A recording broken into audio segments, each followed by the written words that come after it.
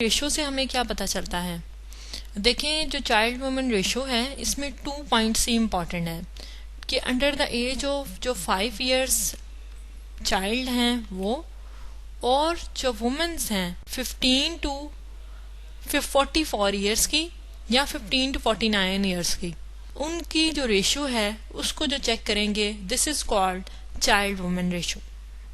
Okay, child women ratio is the ratio of children to the women in census population of a country or a geographical region. ठीक है? Then it gives a measure of incidence of childbearing in the population of adult women. और इसके अलावा इसका क्या है?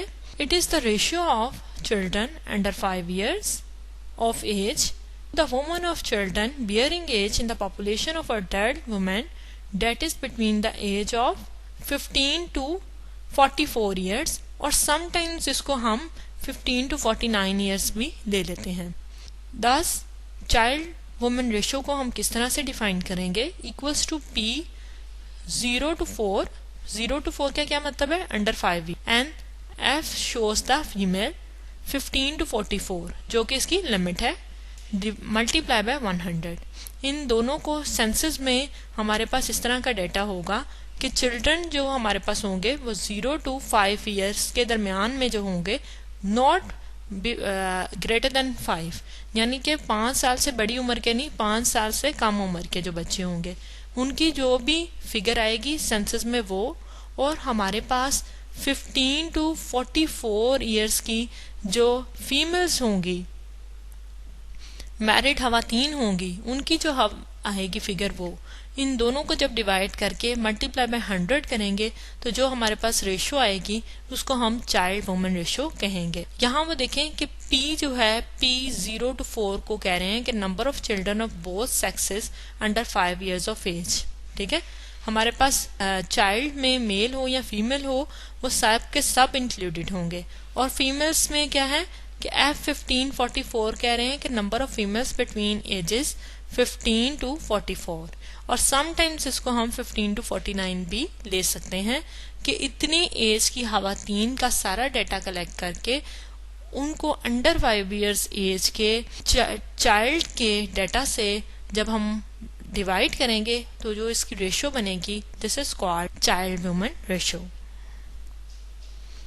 ये देखें, according to the 1961 census of population, the number of children below 5 years of age and the female population between the ages 15 to 44 in Pakistan were enumerated to be 64,57,000 and 66,27,000 respective.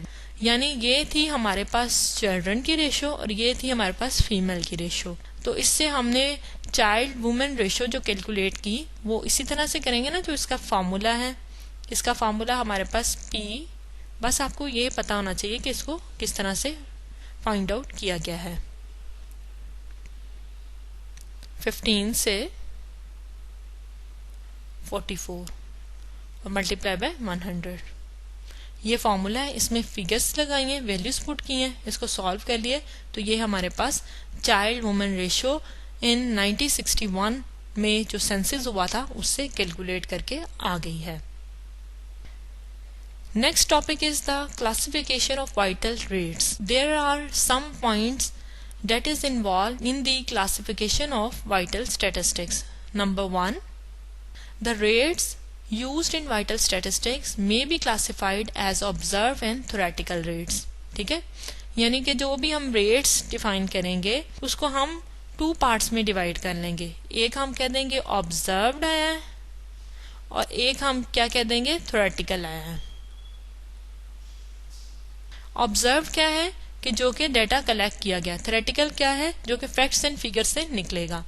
The observe rates are simply in nature and are computed directly from observed और actual data. ठीक है जी. And then theoretical rates are complex in nature and are calculated from some theoretical population known as standard population. ठीक है। आपने statistical influence में ये चीज़ पढ़ी थी कि जो हमारे पास पॉपुलेशंस होती हैं उनमें हाइपोथेटिकल पॉपुलेशंस भी होती हैं। हाइपोथेटिकल पॉपुलेशन से हम उनसे भी हाइपोथेटिकल पॉपुलेशन से भी रिजल्ट्स जो हैं वो जनरेट कर रहे होते हैं। इसी तरह से जो थ्योरेटिकल रेट्स हैं ये थोड़े से कॉम्प्लेक्स होंगे और इसमें जो हम थ्योरेटिकल पॉपुलेशंस यूज करेंगे उसको हम कहेंगे कि these are the standard populations. The observed rates, practically the death and birth rates, may be classified as crude and specific rates. ठीक है। डेथ रेट्स और बर्थ रेट्स को फिर जो है वो कह रहे हैं कि टू फैक्ट्स में या टू पार्ट्स में हम डिवाइड कर देंगे, क्रूड डेथ रेट और crude birth rate and specific death rate and specific birth rate. A crude rate expresses the relation of the vital events occurring during a year to the mid-year population during the same year. A specific rate expresses the relation of vital events in some specific class of the population of that class. ठीक है जी। इसको किस तरह से इसकी classification की जाएगी इसको थोड़ा सा फिगर आउट कर लेते हैं, आपको समझना आसान हो जाएगा।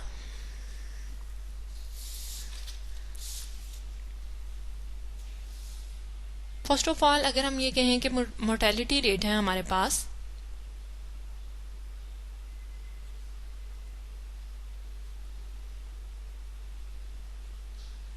In fact this is called the death rate.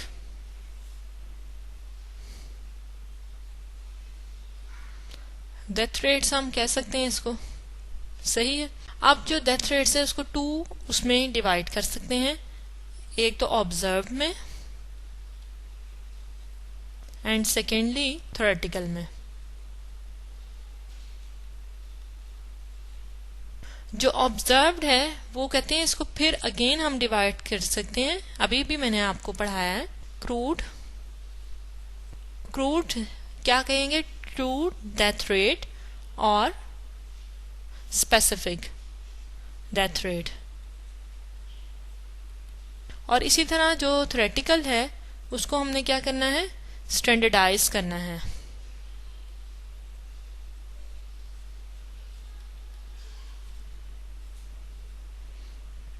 और इसको एडजस्टेड भी कह सकते हैं।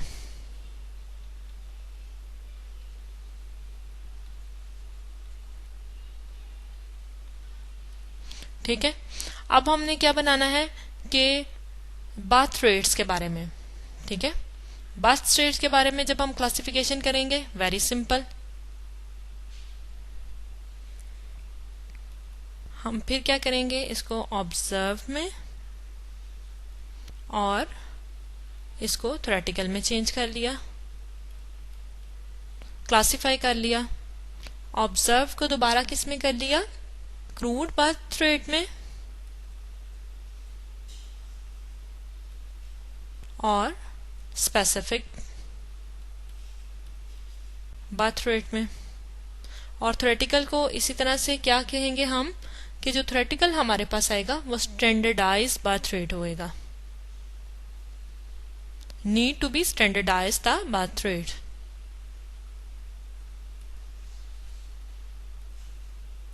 ठीक है जी। अब आप ये देखें कि उसके अलावा हमारे पास क्या होता है, फर्टिलिटी रेट्स होते हैं हमारे पास।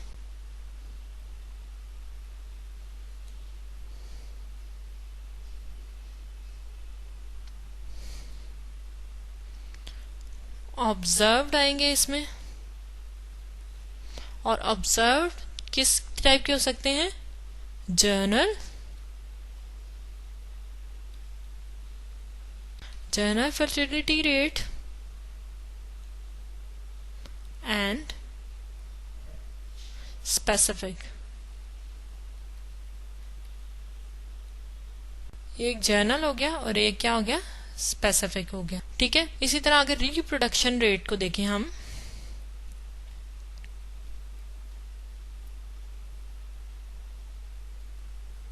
रिप्रोडक्शन रेट जो होगा वो हमारे पास ऑब्जर्व में ही होगा। ठीक है। That is divided into cross reproduction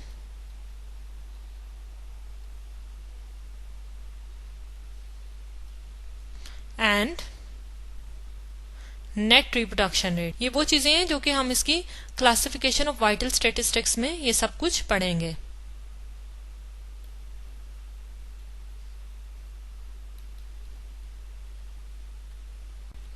इसके अलावा मोबिलिटी और sickness of rate, marriages rate, divorce rates, इनके बारे में भी हम पढ़ेंगे। अब हम क्रूड डेथ रेट के बारे में पढ़ते हैं।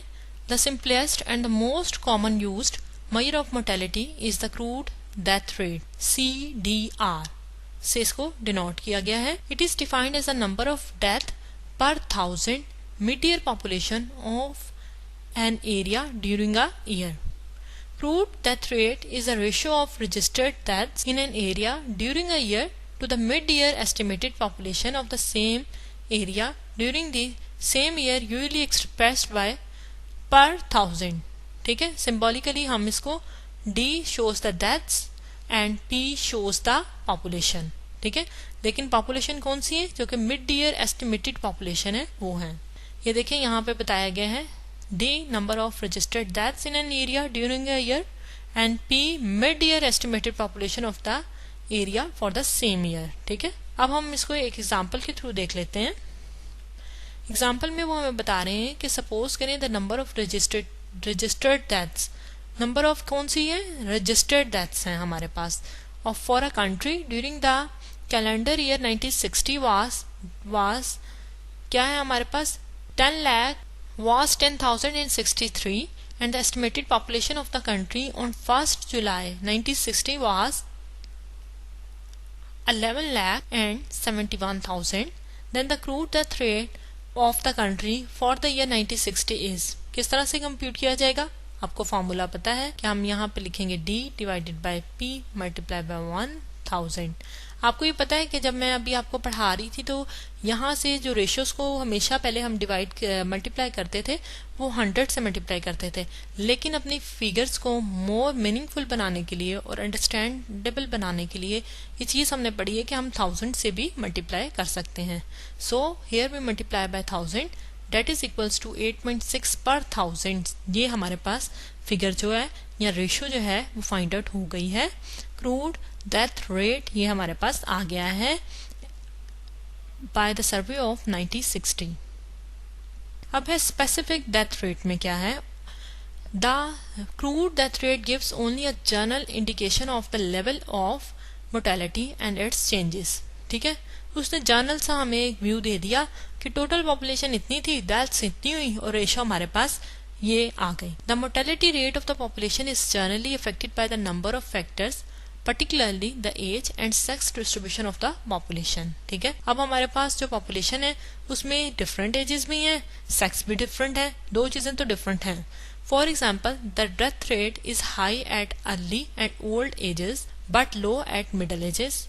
ठीक है, ये एक फैक्टर निकल आया हमारे पास। देन क्या है? A crude death rate fails to make comparisons between different ages, areas etcetera. Crude death rate में और स्पेसिफिक डेथ रेट में यही फर्क है, वाज़िया तौर पे एक फर्क है कि क्रूड डेथ रेट हमें, अगर हम एजेस के दरमियान में ये चेक करना चाहें कि इन एजेस के कितने जो हैं लोगों की डेथ का क्या रेशियोज हैं किसी भी कंट्री में, और उसको कंपेयर करना चाहें तो हम क्रूड डेथ रेट के फार्मूले के थ्रू नहीं कर सकते।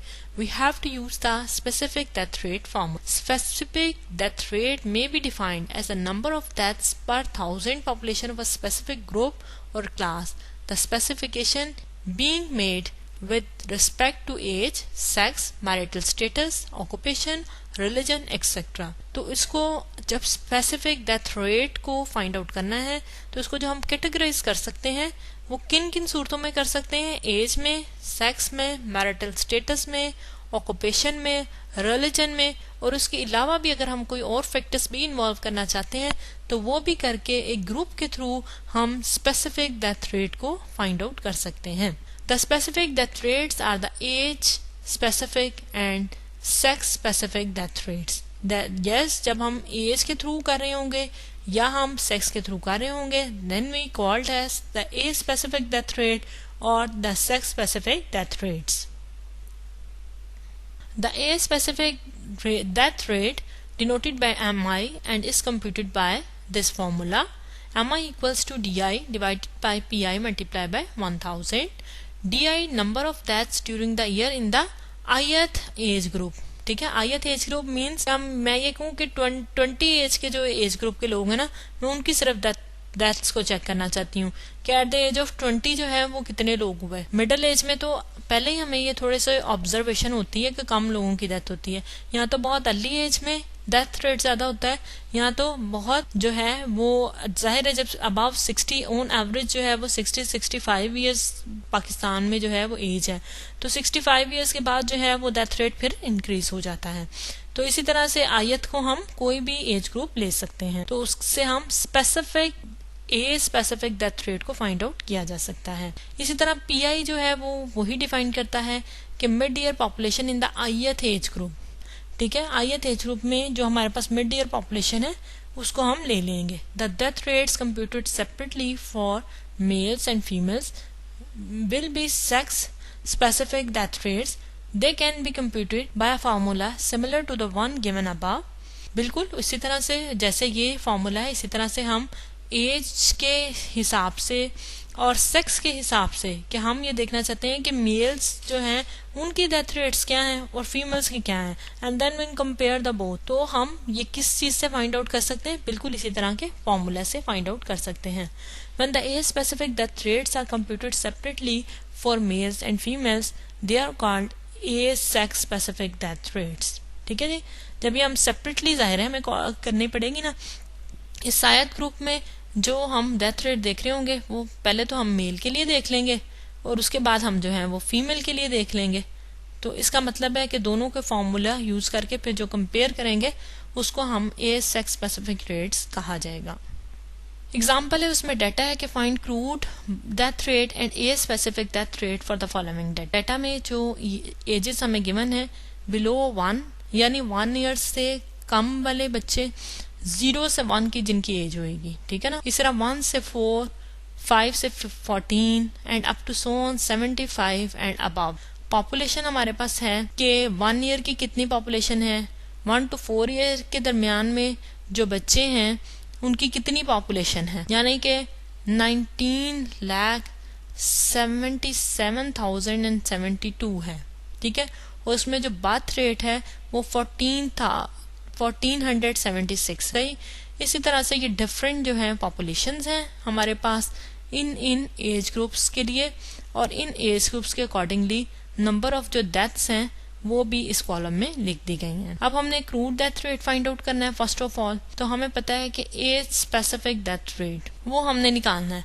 अब हमारे पास जो फॉर्मूला है वो क्या है, हमारे पास इसका formula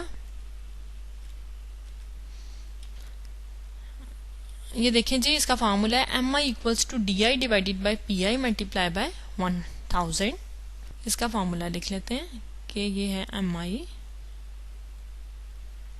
D I divided by P I multiply by 1000। ठीक है जी, अब हम क्या करेंगे, ये हमारे पास पॉपुलेशन है लेकिन इसको हम पी आई लिखेंगे क्योंकि डिफरेंट एज ग्रुप्स की हैं।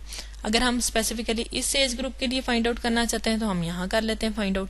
ये हमारे पास क्या आ जाएगा, और ये हमारे पास सारे क्या हैं वो डी आई हैं। ठीक है, डी आई फिर अगर मैं इसको भी ए 1 2 3 असाइन कर दूं कि ये 1 है, 2 है, 3 है, 4 है, ग्रुप 1 है, ग्रुप 2 है, तो ग्रुप 2 के लिए जो आएगा उसमें हमारे पास क्या आ जाएगा कि पहले हम लिखेंगे 1476 डिवाइडेड बाय 19772 मल्टीप्लाई बाय 1000।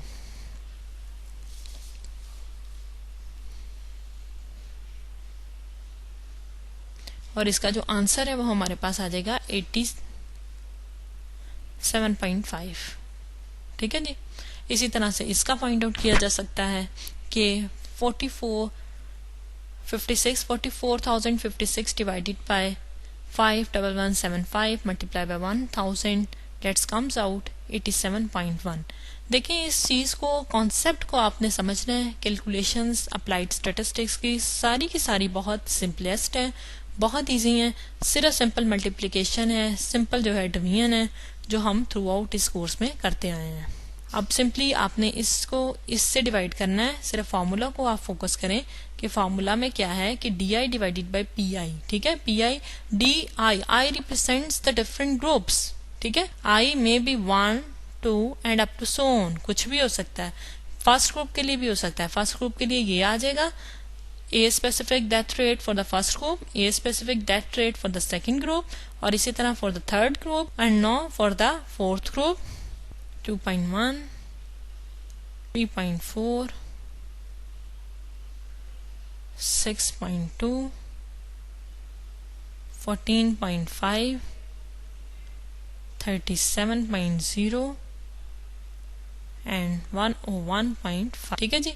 ये आगे ए स्पेसिफिक डेथ रेट। अब हमने crude death rate find out करना है। Crude death rate find out करने के लिए वही हमें टेबल गिवन है, एज हमारे पास है, पॉपुलेशन है और नंबर ऑफ डेथ्स हैं। अब हमने ये नहीं देखना कि किस एज ग्रुप का हमें चाहिए, हमें टोटल चाहिए कि कितनी टोटल पॉपुलेशन है। ये देखिए हमने टोटल फाइंड आउट किया हुआ है, ये देखिए हमें टोटल फाइंड आउट किया हुआ है कि ये हमारे पास टोटल पॉपुलेशन है और इसके लिए ये हमारे पास जो है वो टोटल डेथ्स हैं जो कि ड्यूरिंग दिस ईयर हुई हैं, ठीक है। इन दोनों को आप इसमें डिवाइड कर दें। ये देखें टोटल डेथ्स कितनी आई हैं हमारे पास, डिवाइडेड बाय टोटल पॉपुलेशन कितनी है,